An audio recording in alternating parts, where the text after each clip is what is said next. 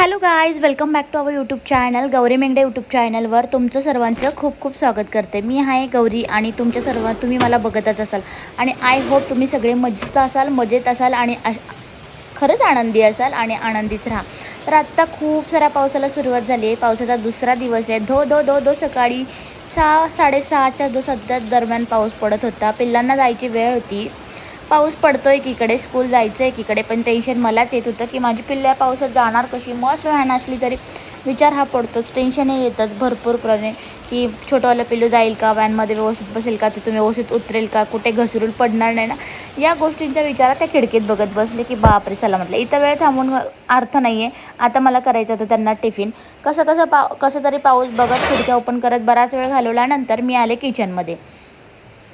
रोज तुम्हालाही प्रश्न पडत असेल की आज काय भाजी बनवा, उद्या काय भाजी बनवा. तर आज मी चपाती भाजीच दिली होती त्यांना. पटकन असं टिफिन बनवावं म्हटलं आणि रात्री जर आपली मेमरीमध्ये जर सेव्ह करून ठेवलं असेल आपण की सकाळी टिफिन काय बनवायचं तर अगदी इझिली जातं. पण सकाळी उठून अचानक म्हटलं काय बनवायचं तर खूप मोठे प्रॉब्लेम क्रिएट होतात की काय बनवायचंपासून तिथूनच सुरुवात होती. शोधाशोध आणि या गोष्टी होतात. आणि आज माझ्या बाबतीत तसंच घडलं. पटकन अशी चपाती बनवली आणि भाजी तर नाही स्किपच केली. त्यांना मी चटणीच दिली होती आणि त्याला आवडते दक्षला. सो आणि पटकन असं टिफिन झाल्यानंतर किचनच्या टाईम होताच सगळं काही आवरल्यानंतर तर जाळीतली भांडी सगळी मांडून घेतली आणि किचन क्लीन करून टाकलं. आता मस्त पिल्ले स्कूलला गेलेले होते. दुपारचं माझं सगळं काही शूट वगैरे झालं, एडिटिंग झाली आणि नाश्ता वगैरे सगळं काही होऊन मी अशी फ्रेश होऊन आले होते. कारण आता पिल्लू यायची वेळ झाली होती. दुपारचं काही शूट केलंच नाही कारण की मी एडिटिंग करत बसले होते आणि त्यानंतर मस्त असं माझं आवरलं. माझं एक शूट होतं ते केलं. पिल्लू यायची वेळच होत होती तर तितक्यात म्हटलं चला त्याला पटकन आल्यावर भूक लागते तर कुकर लावून दिला. दुपारी यांनी काल ते गोव्यावरून आले, यांनी काजू आणले होते ते डब्यात भरून ठेवले मी ह्या बर्नीमध्ये छान असे की येता जाता लक्षात येतील पटकन असे खायचे. आणि अगदी छान असा काजू आहे, मस्त असं जाड सरे, खाल्ल्यावर अगदी भारी वाटतं आहे. मी तुम्हालाही तिथे दाखवते की अगदी छान असा काजू आहे, भारी वाटते. आता येतं जाता मलाच त्याच्यावरती ताव मारता येईल म्हणून मी तिथे ठेवले. यांचं कोणाचं लक्ष असेल तर तेही लोक खातील असं करून मी समोरच ती बर्नी तिथे भरून ठेवली. बर्नी रिकामी झालीच होती तर म्हटलं चला रिकामी चांगली दिसत नाही तर यामध्ये काहीतरी भरून ठेवा. तितक्यात माझं काल एक पार्सल आलं होतं. कधीच असं होत नाही की पार्सल आले आणि मी ओपन केलं नाही आहे पटकन, पण काल अचानक यांनी पार्सल घेतलं त्यामुळे ते मला माहितीच नव्हतं आणि ते आलं होतं. आणि तुम्हाला सांगू का, मी जस्ट बघितलं आणि मला पाहिजे होता तसाच ड्रेस आला. वाटलं नव्हतं इतका सुंदर येईल आणि मी ओपन केलं. कलर हा बॉटल ग्रीन कलर आहे. अगदी छान मटेरियल, रेयॉन मटेरियलमध्ये आलेलं आहे कापड आणि बघू शकतो त्याच्यावरची प्रिंट, ते हत्तीची प्रिंट, डिझाईन वगैरे अगदी भारी वाटत होतं. आणि मला वाटलं नाही की हे कापड असं रेयॉन मटेरियल अगदी सॉफ्ट असं, पण ते आलं एकदम सॉफ्ट. पॅन्ट पण अगदी छान कम्फर्टेबल वाटली. मग लगेचच वेअर करून आले आणि वेअर केल्यानंतर काय दिसतोय लक हे तुम्हाला समोरच कळत असेल की मस्तच वाटतंय. आणि डेली वेअरसाठी मला हा घरामध्ये ड्रेस अगदी कम्फर्टेबल वाटतोय. तुम्हाला कसं वाटतंय नक्कीच कमेंटमध्ये सांगा. आणि अगदी 500च्या खाली रेंजमधला ड्रेस आहे. तर कोणाला बाय करायचा असेल तर मी या ब्लॉगच्या खाली लिंक देते आहे, तर त्या लिंकवर टॅप करा आणि तुम्ही हा ड्रेस घेऊ शकता. आणि याच्यामध्ये कलर पण भरपूर अवेलेबल, जेवढे काही कलर आहेत ते मी तुमच्यासोबत शेअर करते. पण मला हा कलर जास्तीत जास्त आवडला. ह्याच्यासोबत ऑरेंज होता तोही आवडला होता, पण म्हटलं बघूयात हा कसं वाटतंय. मी तर काय घातल्या तर काढायलाच नको म्हटलं, दिवसभर घालून बघावं कसं कम्फर्टेबल आहे. अगदी छान असं मटेरियल, मला आवडला ड्रेस. मस्त असं जेवण करून घेतलं. नंतर दक्षू आला, त्याचं काय सगळं आवरलं आणि ट्युशनला घेऊन चालली मी त्याला इकडे. कोणाचं आहे ते? हां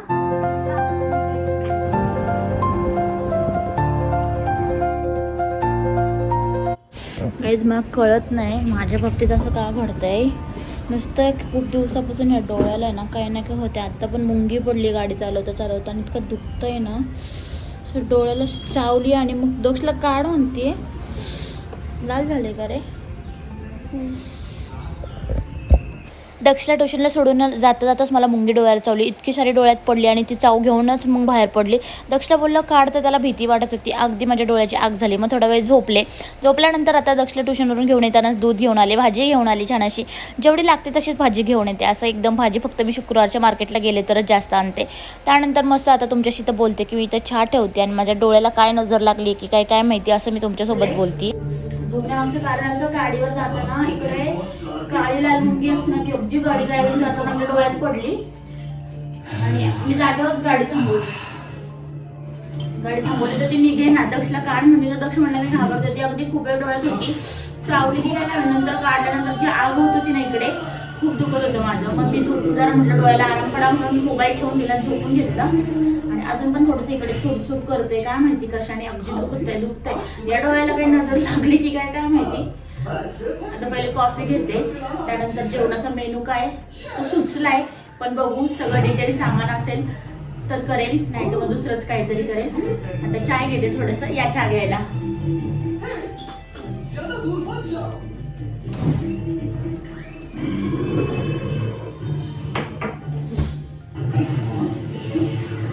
चाय नाही, कॉफी घेते. हॅलो,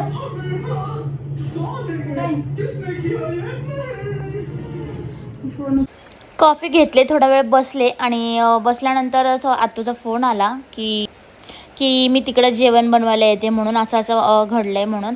म्हणजे नानांनी जे नॉनव्हेज आणलं होतं ना, तर त्या नॉनव्हेज नाणी बनवत नाही ते आणि खातही नाही. मग ती म्हणली इकडेच येते ना, आपण इकडेच बनवूयात आणि इकडे जेवत. म्हटलं ठीक आहे.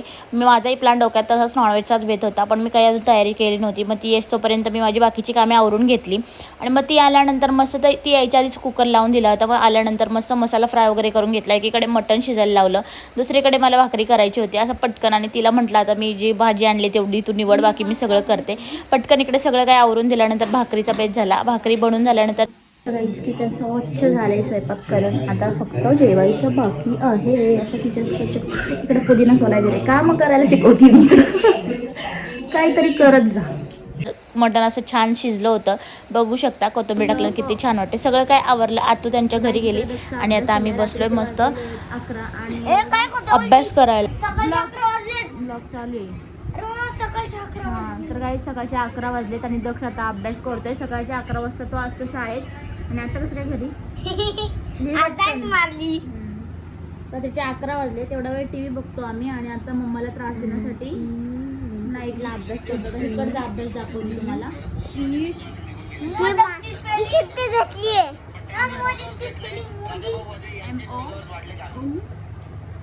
इकडे हर्षीचा अभ्यास चाललाय. रू काढतोय.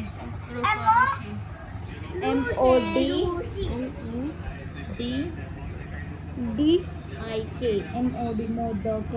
आई नाही AK. सगळं खूप असं बोलणं असतं वाढीव ह्यांचं. जस्ट सगळं काय आवरलंय माझं आणि यांचा अभ्यास घेणं बाकी आहे. स्वतः मी त्यांचा अभ्यास घेते आणि शेटलक बघायचं ना गं बसले खाद्य. आणि हर्ष अभ्यास करतोय, यांचं मोबाईल बघणं चाललंय आणि माझं काम झालेलं आहे. आता मला बॅगा भरायच्या आहेत त्यांच्या. आणि काय तू लिहून घ्या हर्ष पटकन.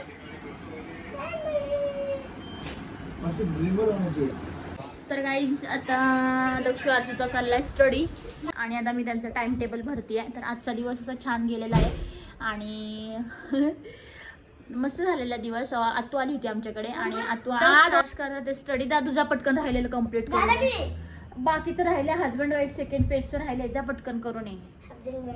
जा ना बाळा. ही तर कधी आणली? ही नाही EVS ची.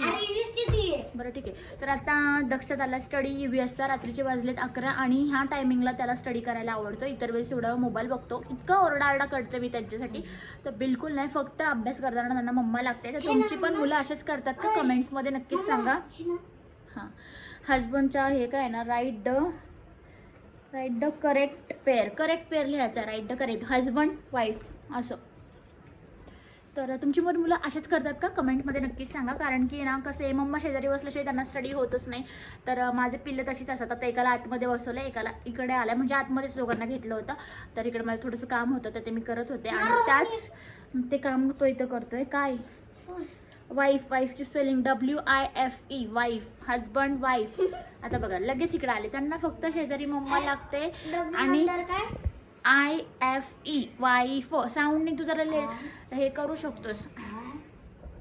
तर या ड्रेसची लिंक मी ड्रेस तुम्हाला सकाळीच दाखवला. मला तर खूप आवडला, त्यामुळे मी सकाळी घातल्यापासून काढलाच नाही आणि अगदी छान वाटतंय. तुम्ही बघू शकता, मी तुम्हाला दाखवते पूर्ण ड्रेस. अगदी सॉफ्ट मटेरियल आहे. कोणाला बाय करायचं असेल तर मी या ब्लॉगच्या खाली लिंक देते, तुम्ही त्या लिंकवर टॅप करा आणि बाय करा. अगदी 500 रुपयाच्या खाली ड्रेस आहे आणि असे सॉफ्ट आणि मस्त ड्रेस वेअर करायला खूप भारी वाटतं घरातल्या घरात. आणि मला तर खूप भारी वाटते. असे बाकीचे ड्रेस असतात ना माझे ते ओढणीचे असतात आणि अगदी मला कंटाळ फार ओढणी घ्यायचं म्हणजे मला फार कंटाळा येतो. पण ह्या ड्रेसला ओढणीची काही गरज लागत नाही आहे आणि अगदी छान असं बसलेला आहे, तुम्ही बघू शकता. मस्त फिटिंगची पण गरज नाही वाटली मला, इतका छान बसलेला आहे मला ड्रेस हा, बघू शकता तुम्ही. आणि मला तर फार आवडला आहे. तुम्हाला घ्यायचं असेल तर नक्कीच कमेंटमध्ये लिंक करा टाईप. आता मी मस्त त्यांचा अभ्यास घेते, टाईम टेबल भरून घेते आणि इथंच ब्लॉग एंड करते. भेटूयात आपण नव्याने उद्याच्या ब्लॉगमध्ये. आणि तुम्हाला मग अशीच बोलता बोलले की आज आत्तू आणि नानू आमच्याकडे जेवायला आले होते आफ्टर लॉंग टाईम. ते पण किस्सा वेगळाच घडला त्यामुळे ते आले होते. मटण आणलं होतं नानांनी, ते ॲक्च्युली नाणी खात नाही त्यामुळं छकुली आत्तू इकडे घेऊन आली होती. तर म्हटलं आपण सगळेच खाऊया तिकडे.